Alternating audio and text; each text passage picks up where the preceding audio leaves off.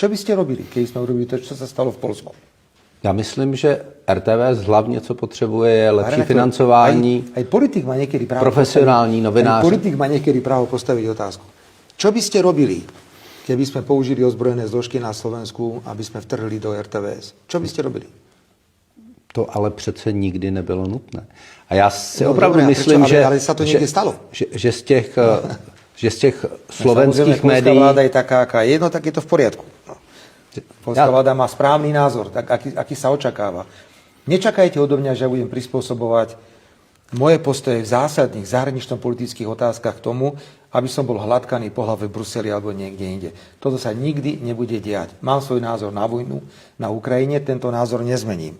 Mám názor na členstvo Ukrajiny, na to tento názor nezmením. Len preto, aby som mal pokoj v Bruseli alebo medzi nejakými úradníkmi. Vidíte, na otázku, čo by ste robili, keby sme urobili to isté, čo sa stalo v Poľsku?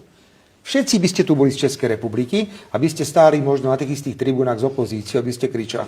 Ja vám môžem dať milión príkladov porušovania ľudských práv cez COVID proti opozícii.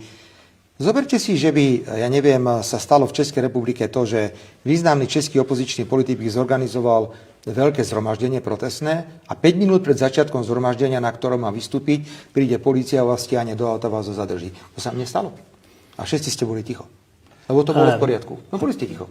A tam bylo, tam bylo porušení protikovidových opatření. A kde bolo porušenie nejakých protikovidových opatrení? Kde čo? Keď bola predchádzajúca vláda, aj ľudia tu zomierali. Aj zatvárať nás mohli. O tom ste nepísali.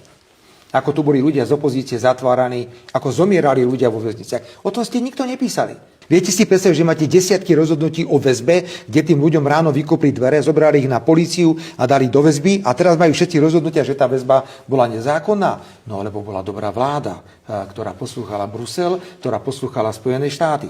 To je ten problém. Čiže oni mohli všetko. Oni mohli aj nastaviť si slovenskú televíziu podľa vlastného obrazu. Vy by ste si dovolili v Českej republike urobiť hlavného štátneho zástupcu človeka, ktorý zabil človeka na prechode prechodcov, ktorý bol podvodníkom pri justičnej skúške, ešte podvádzal pri bezpečnostnej previerke. A nenávidí opozíciu, teda nenávidel nás, lebo bol ministrom vnútra proti nám. Viete si to predstaviť? No nie. A nenapísali ste ani pol slova.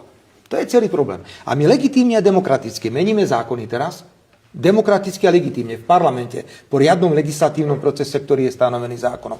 A sme zlí. Slovenská televízia nás dusí 3 roky vo vlastnej šťave, varí nás ako žabu v hrnci a my teraz demokraticky a legitímne chceme zmeniť zákon. My sme zlí, oni sú dobrí. Tento double štandard zničí raz Európsku úniu.